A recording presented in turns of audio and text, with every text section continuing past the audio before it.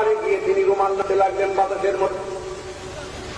দূর দূরান্তের লোকজন যখন দেখলো আল্লাহ আমির মুহাম্মদ সাল্লাল্লাহু আলাইহি ওয়াসাল্লাম তিনি এভাবে রুমাল নাড়তেছেন, তারা মনে করলো তিনি মারাত্মক বিপদে পড়েছেন, সাহায্য করা দরকার।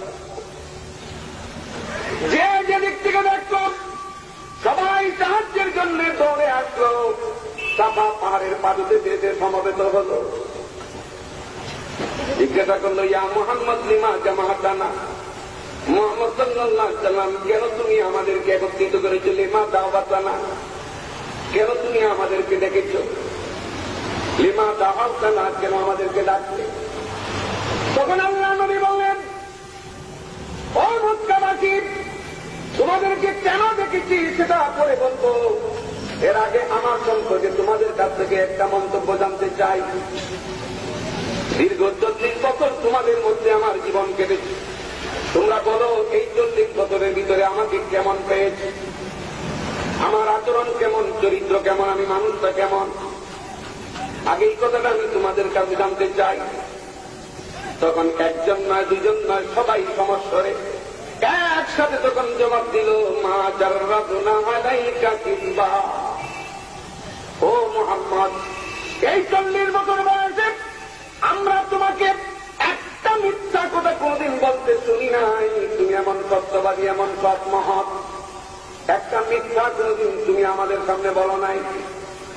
আল্লাহ নবী বলেন, আমার সম্পর্কে যদি তোমাদের ধারণা এরকমই হয়ে থাকে যে আমি 40 বছরের ভিতরে একটা মিথ্যাও বলি নাই, তাহলে আজকে যদি আমি এই মুহূর্তে বলি এই পাহাড়ের অপর প্রান্তে তোমাদের বিরুদ্ধে একদল দুশমন মারাত্মক অস্ত্রে শস্ত্রে সজ্জিত হয়ে তোমাদের উপর আক্রমণের অপেক্ষায় বসে আছে, যে কোনো মুহূর্তে তোমাদের উপর আক্রমণ করতে পারে, এইরকম একটি সুসংবাদ যদি আমি তোমাদেরকে দিই, তোমরা বিশ্বাস করবে কি না? সবাই একসাথে জবাব দিল, 100 বার বিশ্বাস করবো, নিঃসন্দেহে বিশ্বাস করবো, অবশ্যই বিশ্বাস করবো।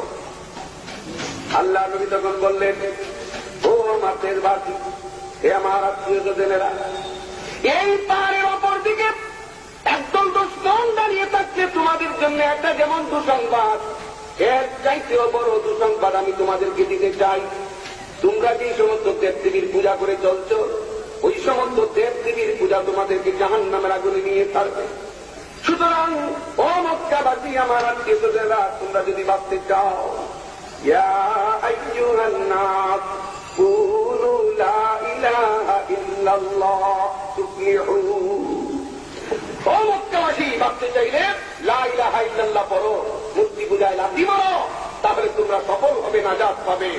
এই কথাটা যখন বললেন, সাথে সাথে সর্বপ্রথম আবু লাহাব, নবীজির আপন চাচা, শুধু চাচাই নয়, নবীজির সাথে তার একটা সম্পর্ক ছিল, আত্মীয়তার সম্পর্ক, চাচা তো আছেই, পাশাপাশি আরেকটা সম্পর্ক ছিল।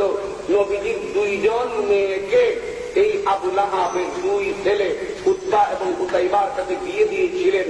এই দিক থেকে বিয়াই সম্পর্কে ছিল আবু লাহাব। শুধু বিয়াইও ছিল না, নবীজির বাল্য বন্ধুও ছিল আবু লাহাব। এবং নবীজি যেই মহিলা দুধ পান করেছেন, সেই মহিলা কিছুদিন আবু লাহাবও দুধ পান করেছে। অনেক দিক থেকে নবীজির সাথে একটা সম্পর্ক থাকা সত্ত্বেও সেই আবু লাহাব নবীজির দিকে লক্ষ্য করে বলতে লাগলো, হে মুহাম্মদ, তুমি বুঝি এই জন্যই আমাদেরকে দেখেছ? তাব্বাল্লাহ, তুমি ধ্বংস হয়ে যাও।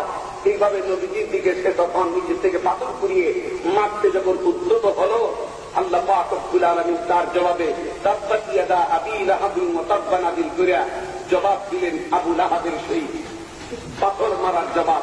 আমার বন্ধুরা, সেই দিন থেকে প্রকাশ্যে দ্বীনের দাওয়াত শুরু হলো।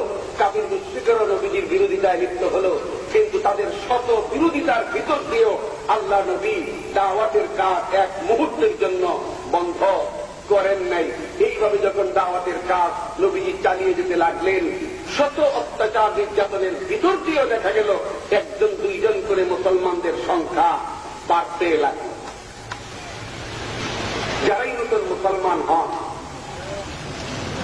চিরাচরিত নিয়ম অনুযায়ী দুনিয়ার যত পয়গম্বর এই পৃথিবীতে মানুষের হেদায়েতের জন্য এসেছেন, তাদের দাওয়াতে সর্বপ্রথম সমাজের নিম্ন শ্রেণীর মানুষ লাব্বাইক বলেছে, সাড়া দিয়েছে।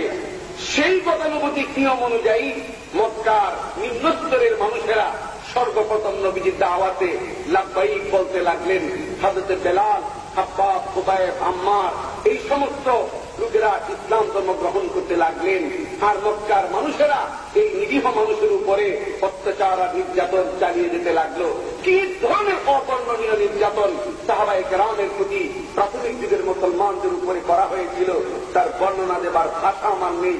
আমার বন্ধুরা, এত কঠিন নির্যাতন তারা করত, তাদেরকে সারা দিন সারা রাত 24 ঘন্টা প্রহার করত, পালাক্রমে মারতে মারতে তারা ক্লান্ত হয়ে যেত, পারত না, আরেকজনের হাতে চাবুক দিত, সে মারত।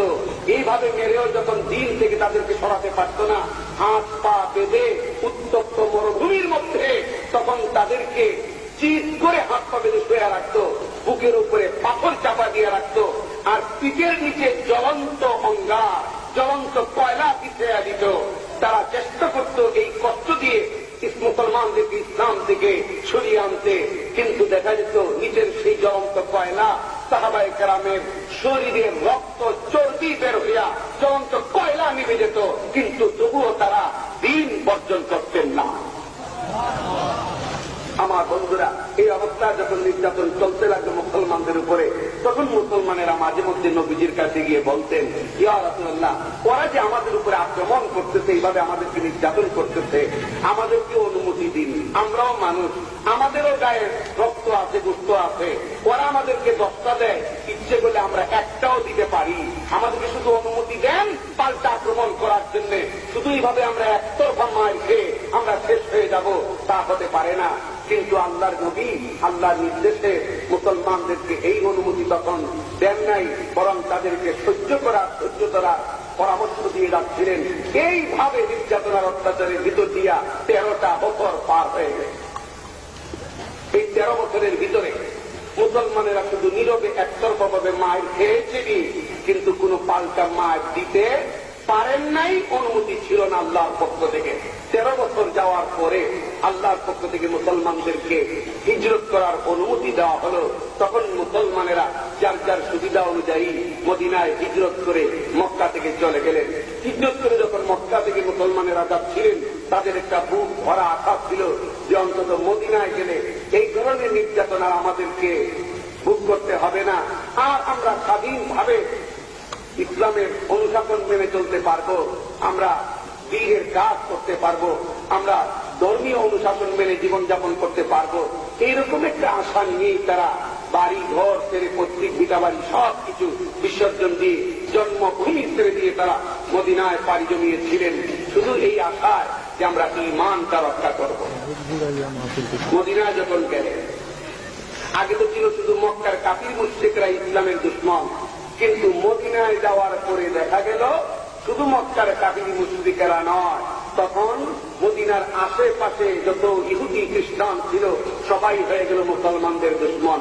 আগে ছিল দুশমনদের সংখ্যা সীমিত, এখন হয়ে গেল আরো ব্যাপক, এখন চতুর্দিকে ইসলামের দুশমন। আমার বন্ধুরা, অবস্থাটা আরো এত শোচনীয় পর্যায়ে চলে গেল। আল্লামা ইমাম কুতুবী রহমতুল্লাহ আলাইহি লিখেছেন যে মুসলমানদের তখন অবস্থাটা এরকম ছিল, রাত দিন 24 ঘন্টায় অস্ত্র ছাড়া এক মুহূর্ত তাদের কাটাইবার কোন সুযোগ ছিল না। এমনকি নামাজে দাঁড়াবার সময়ও তারা অস্ত্র সামনে রেখে দাঁড়াতেন। এই যে আজকের মসজিদগুলোতে মেহরাবের যে আমরা ব্যবস্থা রেখেছি, মেহরাব, যে মেহরাবে দাঁড়াইয়া ইমাম সাহেব নামাজের ইমামতি করেন, এই মেহরাবের মধ্যে আমরা রাখি রেহাল, আমরা রাখি কুরআন শরীফ, অনেক সময় জুতাও রাখি, অনেক সময় মিম্বরই মেহরাবের ভিতরে ঢুকাইয়া রাখি। বাস্তবে মেহরাবের আবির্ভাব কিন্তু হয় তখন অস্ত্র রাখার জন্য। এই জন্য মেহরাব শব্দটার অর্থ হইল বস্ত্রাঘাত, বস্ত্রের রাখার জায়গা। এই অবস্থায় সেই মেহরাব বানিয়া সাহাবায়ে কেরাম মুসলমানেরা ওইখানে অস্ত্র রাখতেন, এই আশঙ্কায় যদি নামাজের ভিতরে আমাদের উপরে কোন আক্রমণ আসে, অস্ত্রের জন্য যেন বাড়িতে যেতে না হয়, এখান থেকে যেন অস্ত্র নিয়ে আমরা ওদের মোকাবেলা করতে পারি। এই জন্য এই অবস্থার সৃষ্টি হল তখন মুসলমানদের মধ্যে। জেহাদের বিধান আসলো, একটার পর একটা জেহাদ চলল। মুসলমানেরা একটা জেহাদ থেকে বাড়িতে এসে শরীর থেকে অস্ত্রের যুদ্ধের পোশাক খুলতে পারেন না, আরেকটা যুদ্ধের ডাক চলে আসে।